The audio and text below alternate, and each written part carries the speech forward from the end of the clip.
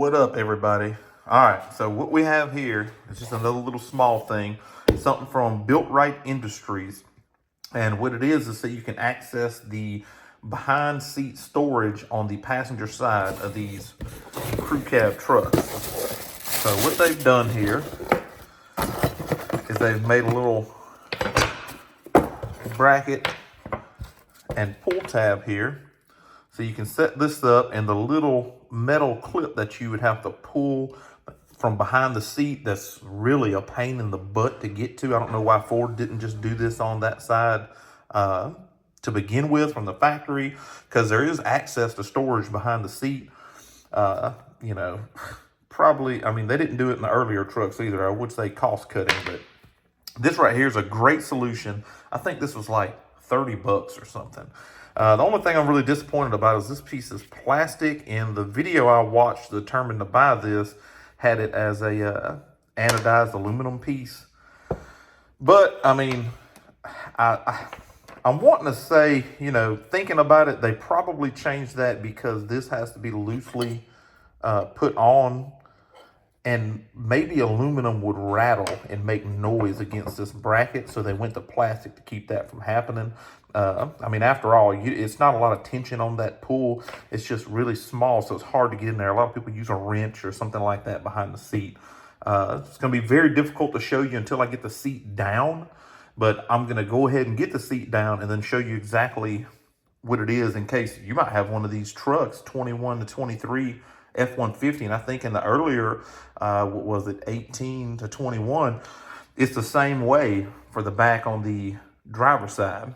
The passenger side has a pull strap, kind of like this, that you can pull and let the seat down, let the back down to get behind the seat, but the driver's side does not. So we're going to fix that with Builtright Industries.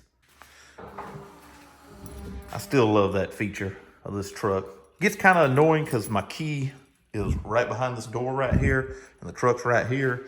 So anytime I open the door with that key in my pocket, it pretty much puts the steps out. Oh, yep, another thing deleted by Ford.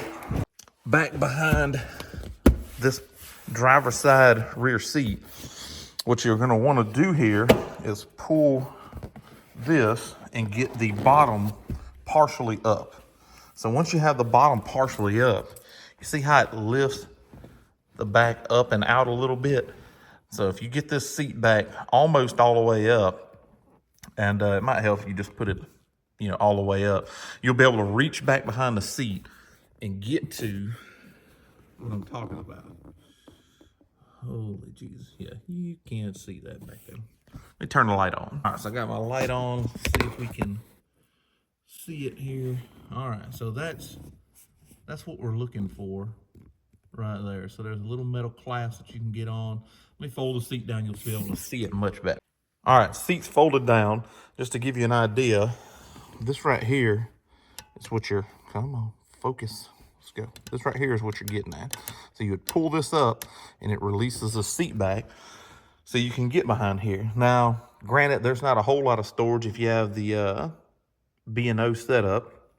You know, you got your subwoofer right there and then your factory amplifier, but you do have room right here to put stuff. So I would like to be able to get behind the seat and get to these things and get to this area. So we're going to install this bracket here. It's going to be pretty easy to install. Go get my tripod and try to set it up.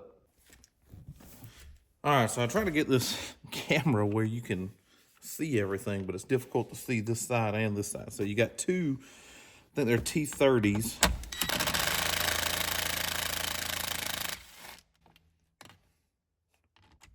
Take those out.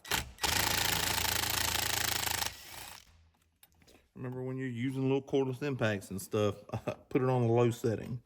All right, and it's got this little hook right here that hooks in right there. You just pick it up off of it. All right, so then your bracket goes in over the top. Let me just drill out the way. The top of this, and you're gonna have to go ahead and get this part in here get it clicked in. Get this over to keep that. Now, what I was talking about with the aluminum was, I bet when this was aluminum, this would rattle. That's probably why they went to plastic. I don't know that for sure. I'm just guessing. Because the website does not say that it's aluminum. It just, in the video I watched, it was aluminum. So, all right, then you'll thread that through so you can get it from up here. This right here is a, I think that's a child safety restraint thing. But you'll be able to pull this from up here. Everything's lined up. This is behind. Then you'll just move, put your bracket, that little clip back in there, or hook, not clip. It's got a little hook that hooks in. And just put your Torx back down in here. Again, low setting. Pretty simple install, I know.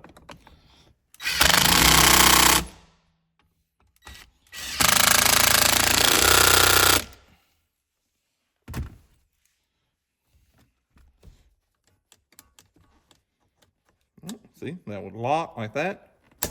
And then you just can pull it right back up. That's pretty. That is.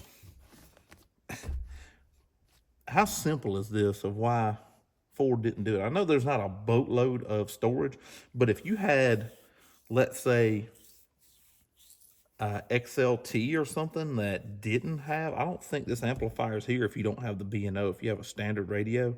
So you would have a lot more storage. I mean, you got 10 inches of room right there almost. So let's see how this goes. Everything is back. So let me lift up the bottom too. So the first time you do it, you're going to want to lift up this bottom. Let me change my camera so you can see. So what I'm saying is, since we had the bottom lifted up and this bar is in position for this bottom seat to be lifted, to get it to click back in easier, you're going to want to lift the bottom too. So you lift the whole seat like this.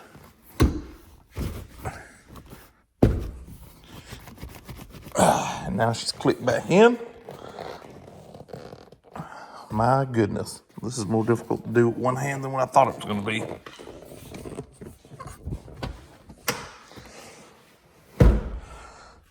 So now you've got the seat up, it's locked in. You can put your finger through the strap here, just give it a little pull, and the seat will come back.